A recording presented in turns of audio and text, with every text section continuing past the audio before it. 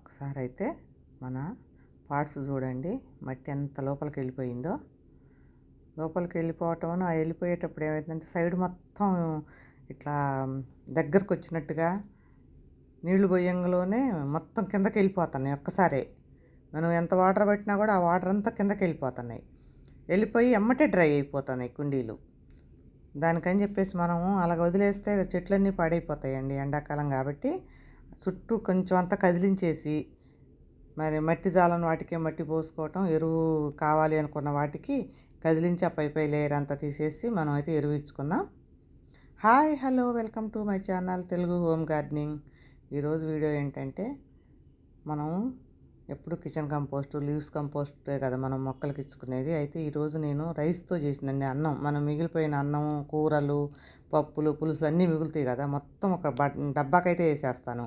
ఈ కిచెన్ కంపోస్ట్లో దాంట్లో అయితే నేను వేయనండి, వేరే తయారు చేసి ఉన్నది. దాంతో అయితే మనం ఈరోజు మన మొక్కలన్నీ నింపేసుకుందాం. ఎన్ని కుండీలకు వస్తే అన్ని కుండీలు నింపేద్దాం ఈరోజు. మరి చూడండి ఎంత లోపలికి వెళ్ళిపోయినాయి. బంతి చెట్లకైతే మరీ అండి అసలు తొందరగా లోపలికి వెళ్ళిపోతుంది మట్టి, మనం ఎంత వేసినా కూడా. అన్నింటికి ఒక్కటే ఎరువులు తేవాలన్నా కూడా కష్టం కదా. మన దగ్గర ఎన్ని ఉన్నాయో అన్నీ యూజ్ చేసుకోవాలి మనం. ములక్కాయ ఇంకా అది బాగా అని కూడా కాలేదు ఇంకా. చాలామంది కిచెన్ కంపోస్టు మొక్కల్లో కూడా అన్నం కూడా వేసేస్తున్నారు. కానీ ఎందుకో నేను అంత ధైర్యం చేయలేనండి. నాకు ఏలు పురుగు లాంటిది, తెల్లటి పురుగులు వస్తాయి ఇంత బారిన, మనం ఇంత జాగ్రత్తగా చేసినా కూడా. నేను అందుకని చెప్పేసి ఏం చేస్తానంటే, అసలు ఈ అన్నంతో తయారు చేసింది ఎప్పుడైనా అలా ఉంచేసి సమ్మర్ వచ్చినప్పుడే ఇస్తానండి. ఎండ కదా బాగుంటుంది, ఆ ఎండకి ఏ పురుగు రాదు తొందరగా. అందుకని చెప్పేసి సమ్మర్ వచ్చినప్పుడే వేసేస్తా. అది కూడా మొక్కలు పెట్టడానికి ఏమి వేయను, పైన ఇచ్చుకోవటానికి. దీంట్లో డైరెక్ట్ మొక్కలు పెట్టను, తక్కువ. ఏదైనా కలిపినా కొంచెం అంతా కొంచెం ఉంటే వేరే వాటిలో కలిపి పెట్టడమే కానీ డైరెక్ట్గా ఇదే కంపోస్ట్తో అయితే మొక్కలు ఎప్పుడు పెట్టలేదు నేను. కాకపోతే వేరే ఎరువు ఉన్నప్పుడు ఇది కొంచెం ఉందనుకోండి, దాన్ని కూడా అట్లా కలిపేసేస్తామే. అయితే ఎంతైనా ఇది అన్నం కూరలు కదా, ఏమన్నా పురుగులు ఇలాంటివి వస్తుందని చెప్పేసి నేనైతే శిలీంద్రనాశిని ఒక్కటే వేస్తున్నానండి, ఏమీ వేయట్లేదు ఇంకా. ఇప్పుడు మనం పైన వేసుకోవటానికే కదా అన్ని ఫ్లవర్స్. ఇప్పుడు ఎండ ఎక్కువ ఉంటుంది, ఎండ తాపానికి అసలు ఏ పురుగులు ఉండవు భూమిలో. అయితే నేను దీన్ని అయితే ఎందుకైనా సేఫ్ జోన్ కోసమని కొంచెం అంత అయితే శిలీంద్రనాశిని అయితే కలుపుతున్నా. ఏ మొక్కలైనా మనం వేసిన చిన్న మొక్క చచ్చిపోయినా మనకి ప్రాణం పోతుందండి అసలు. ప్రతి మొక్క జాగ్రత్తగా చూసుకోవాలి. ఒక్క మొక్క ఇది మంచిది ఇది చెడ్డది అనేది ఏమి ఉండదు, అన్ని మొక్కల్ని సేమ్ కేర్ చేయాలి. అసలు అది ఏదన్నా అయిందంటే అసలు మొక్కకి ప్రాణాలే పోతాయి, అంత బాధ వేస్తుంది మొక్క చచ్చిపోతే. మా విజయ నా ఏడేనియమ్స్ 2 చంపేసిందండి. నాకైతే రోజు దాన్ని ఏదో ఒకటి పాపం ఏదో టైంలో అంటనే ఉంటా, 2 మొక్కలు చంపావే అని. దానికి వాటరు వాటికి ఎక్కువ పోయాలనేది దానికి తెలవక అన్నిటితో పాటు దానికి నింపేస్తుంది. అదేం ఏళ్ళు కుళ్ళిపోయినాయి. ఎడేనేమో ఎడారి చెట్టు అండి, దానికి అసలు అంత వాటర్ అవసరం ఉండదు. ఇదిగోండి, ఇది నేను రీపాట్ చేసినప్పుడు వేసాను ఎరువు, ఇంతవరకు ఇంకేం వేయలేదు.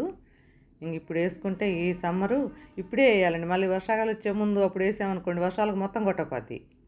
ఇప్పుడు వేసుకుంటే ఈ 3 నెలలు వర్షాలు పడేటప్పుడు ఎప్పుడుకో జూలైకి ఎప్పుడుకో వస్తాయి వర్షాలు. జూన్లో కూడా విపరీతమైన ఎండలు ఉంటాయండి. జూన్లో వర్షాలు వస్తాయి అనుకుంటాం కానీ, మేము ఒక్కటి దాటితే చెట్లు బతుకుతాయి అనుకుంటాం కానీ, అమ్మో మేలో కన్నా జూన్ జూలైలోనే బాగుంటుందండి వేడి అసలు. అది ఇంకా పిచ్చి వేడి అప్పుడు. మనం ఇప్పుడు ఇచ్చుకున్నాం అనుకోండి, ఎరువులు ఏమైనా ఇచ్చుకోవాలనుకుంటే ఇప్పుడే ఇచ్చుకోండి. ఇప్పుడు ఇచ్చుకుంటే కనుక మనకి 3-4 నెలలు ఉంటాయి, అందులో బలం అయిపోతుంది ఈ లోపల. మనం వర్షాలు వచ్చినప్పుడు ఇస్తే మొత్తం మళ్ళీ వర్షాలకే కొట్టుకుపోద్ది అంతా.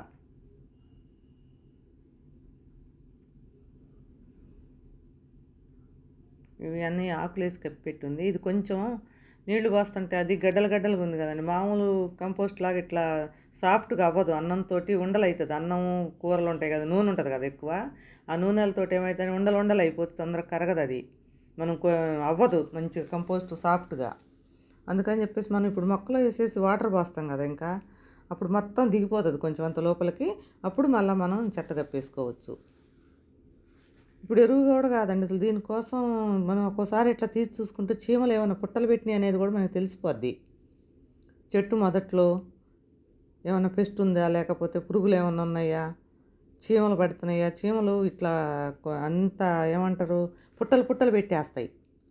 నాదొక చెట్టు అంతే అయింది, పక్కకు పెట్టేసా కదా దాన్ని. అప్పుడు ఇట్లా చూసుకుంటుంటే మనకు అర్థమైపోతుంటుంది. మనం ఏంటంటే ఇంకా వాటర్ ఇచ్చుకుంటా వెళ్ళిపోతాం. పూల మొక్కలే కదా అన్నట్టుగా వాటర్ ఇచ్చేసి పోతాం కదా. పూల మొక్కలకే ఎక్కువ, దాంట్లో పెస్ట్ ఒకటి ఏమన్నా ఉన్నా కూడా చీమలు ఎక్కువ వచ్చేస్తాయి.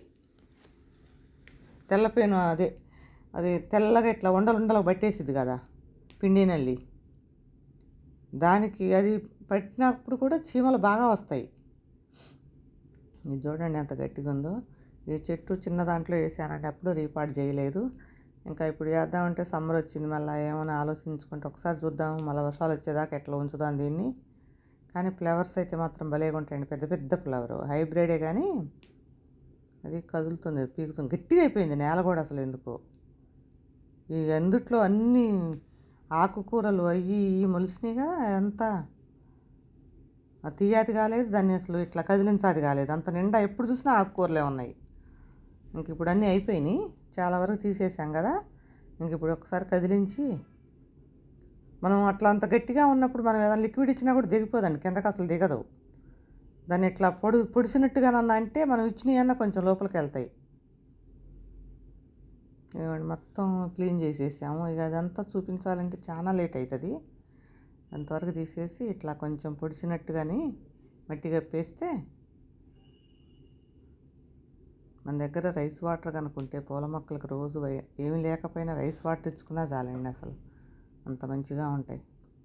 ఒకవేళ రైస్ వాటర్ అది లేకపోయినా రైసు ఫ్లోర్ ఉంటుంది కదా, దాన్నైనా వాటర్లో కలిపి 2-3 రోజులు అట్లా ఇచ్చుకున్నా కూడా మంచిది. కాకపోతే వాటరే మంచిది, రైస్ కలిపిని మనం బియ్యం కడిగినప్పుడు వచ్చిన వాటర్ అయితే బాగుంటుందిలే. కానీ అంతంత వాటర్ ఎక్కడ వస్తుందండి ఇప్పుడు ఉండే మన ఇంట్లో జనాలను బట్టి. ఎక్కువ మంది ఉంటే ఎక్కువ వాటర్ వస్తుంది, కానీ అంతమంది ఎక్కడ ఉంటున్నారు అంతంత వాటర్ రావడానికి. లేదా స్టోర్ బియ్యం నానబెట్టని ఉంచుకోవాలి, రోజు పై తేట మొత్తం తీసి చెట్లకు పోసుకోవాలా. నేను ఇదివరకు అంతే చేశాను. స్టోర్ బియ్యం తెచ్చినప్పుడు అవి ఏం చేసేదానంటే ఒక బకెట్లో పోసి ఉంచుకునేది, 1 కిలో 2 కిలోలు అన్నీ. ఇక చాలా రోజులు వచ్చాయి వాటరు.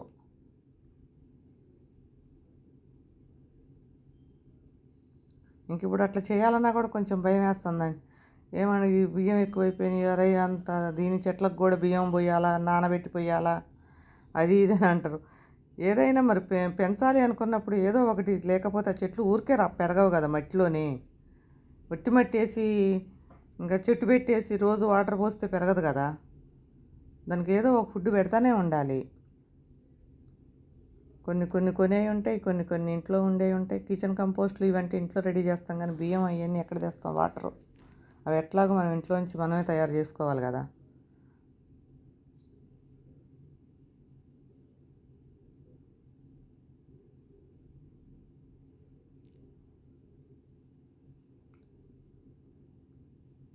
చూడండి ఎంత అసలు తోటకూర చూడండి, అసలు ఇంకా చెట్లు ఎట్లా అసలు అంతంత బలంగా ఉన్నాయి.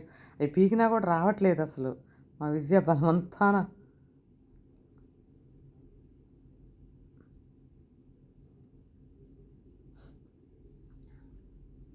నీ కళ్ళు తిప్పుకోవే అంటున్నా కుండీని, సైడ్కి వాల్ లేదు దానికి. పీకిద్ది బక్కది ఎట్లనైనా, ఉంచేది అట్లా.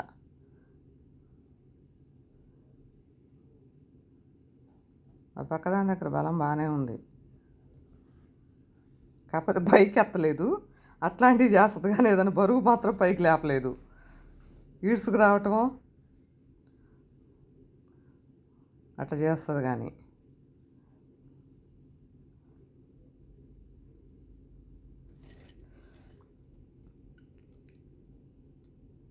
ఇంకా అన్నిటికైతే ఇచ్చేస్తామండి. ఇంకెంతవరకు వస్తే అంతవరకు ఇచ్చేస్తాం, ఇంకెంతవరకు వస్తుందో అంతవరకు అన్నిటికి ఇచ్చేస్తామండి.